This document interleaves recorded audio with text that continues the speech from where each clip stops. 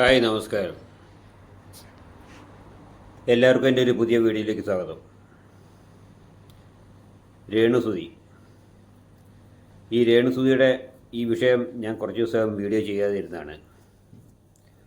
എന്നാൽ ഇന്നിപ്പം എനിക്കിപ്പോൾ രേണുസുതിയുടെ ഒരു അവസ്ഥ, ഇന്നത്തെ അവസ്ഥ കണ്ടപ്പോൾ വളരെ അധികം വിഷമമുള്ളൊരു അവസ്ഥ, ഒരു സ്റ്റേജിലൂടെയാണ് ഇപ്പോൾ രേണുസുതി കടന്നു പോയിക്കൊണ്ടിരിക്കുന്നത്.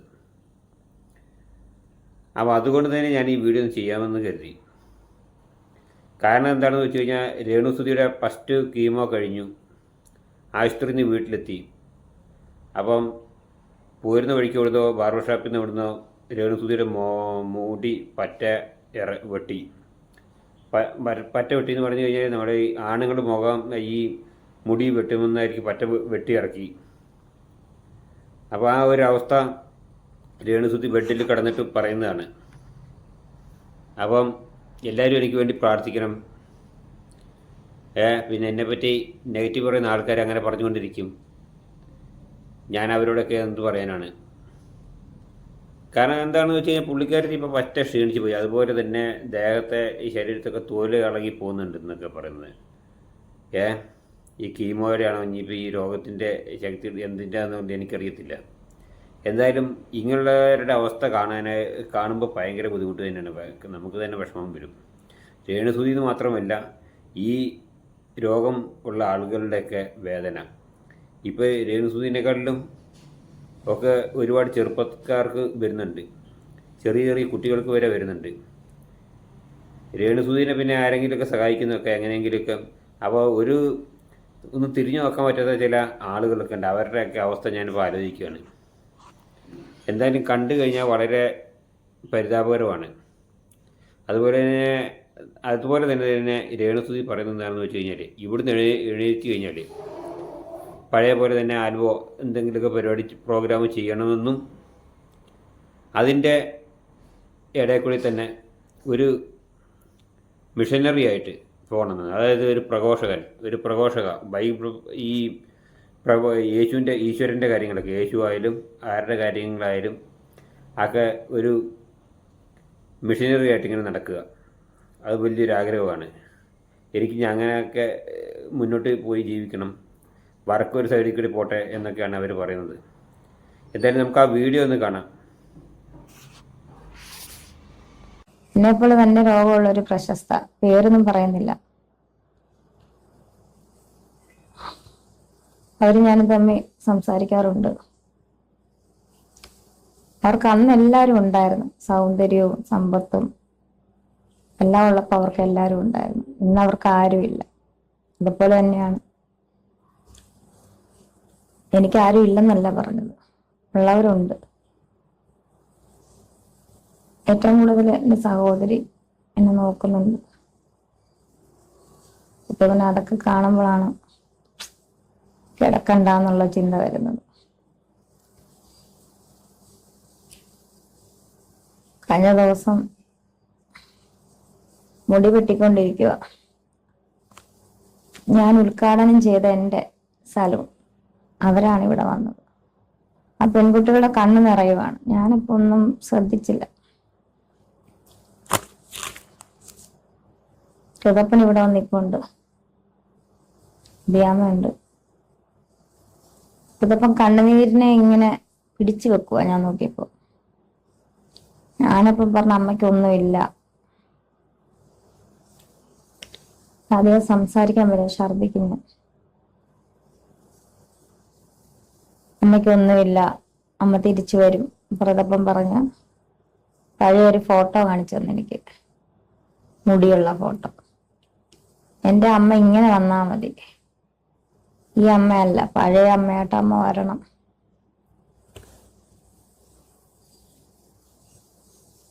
അതുപോലെ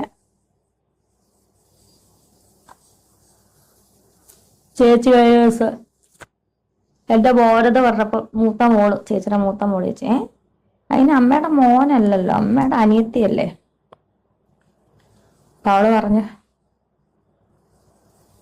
നിന്നേക്കാൾ മുന്നേ കണ്ട ഞാൻ അവളെന്റെ മോനാന്ന് പറഞ്ഞു.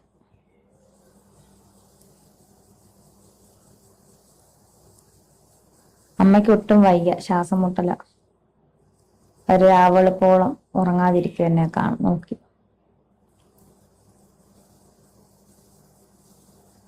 എന്നെ ഏറ്റവും കൂടുതൽ മെഡിക്കൽ കോളേജിലെ ഡോക്ടേഴ്സിനോട് എനിക്ക് ഒരുപാട് നന്ദിയുണ്ട്, നഴ്സുമാരോട്. മെഡിക്കൽ കോളേജിൽ പിറ്റ് ലൈൻ ഇട്ട അശ്വിൻ പത്മനാഭ സാറിന്റെ കീഴിലുള്ള വലിയൊരു റേഡിയോളജി വിഭാഗം, ഇന്ത്യയിലെ തന്നെ നമ്പർ 1 റേഡിയോളജി വിഭാഗമാണ് എനിക്ക് അവർ ഇതിട്ട് തന്നത്. ഹമാൻ ഷാ ഗുപ്ത എന്നാണ് സാറിന്റെ പേരിട്ട്.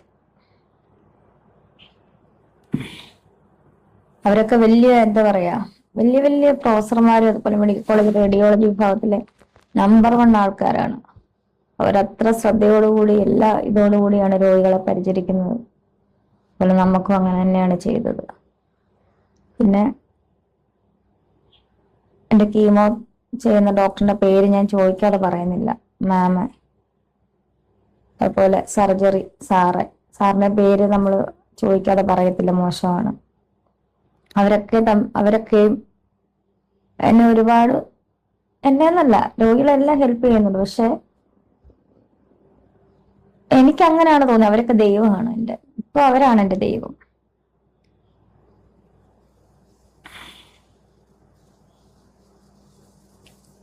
ഓർമ്മ പോകുന്നുണ്ട് എനിക്ക്, അതെന്നാന്ന് എനിക്ക് അറിയത്തില്ല.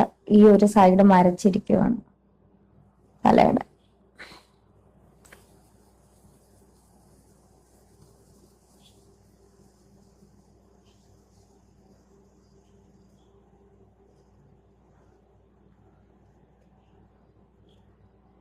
എന്റെ ഈ അവസ്ഥ അറിഞ്ഞിട്ട് ഇനിയും വീണ്ടും ഇപ്പൊ എനിക്ക് വന്ന അമ്മ പാവം, ഞാൻ ഇപ്പോഴും ആശുപത്രിയിൽ പോയിട്ട് വന്നപ്പോ അമ്മ പറയാ, സായി എല്ലാരും പറയുന്നു വേറെ ആൾക്കാർക്കൊക്കെ കൊടുക്കാൻ മേലെന്ന്. വീണ്ടും ഇങ്ങനെ രേണുവിനെ കുറ്റം പറയുവാണല്ലോ മോനെ. ഞാൻ എന്നാ പറയാനാ?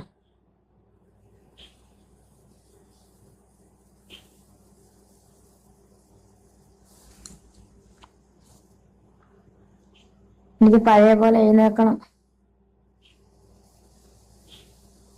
എന്റെ മാനേജർ കരീഷ്മ ഇപ്പൊ നല്ല കുറെ പ്രോജക്റ്റുകൾ പിടിച്ചു വെച്ചിട്ടുണ്ടെന്നാ പറഞ്ഞത്. അവൾ എൻ്റെ ഒപ്പം ഉണ്ട്. ഒരുപാട് നല്ല ജനങ്ങൾ എൻ്റെ ഒപ്പം ഉണ്ട്. ഇതാ ഈ കൈ കണ്ടോ, ഇതാണ് തൊലി പോകുന്ന ദേഹമല്ല.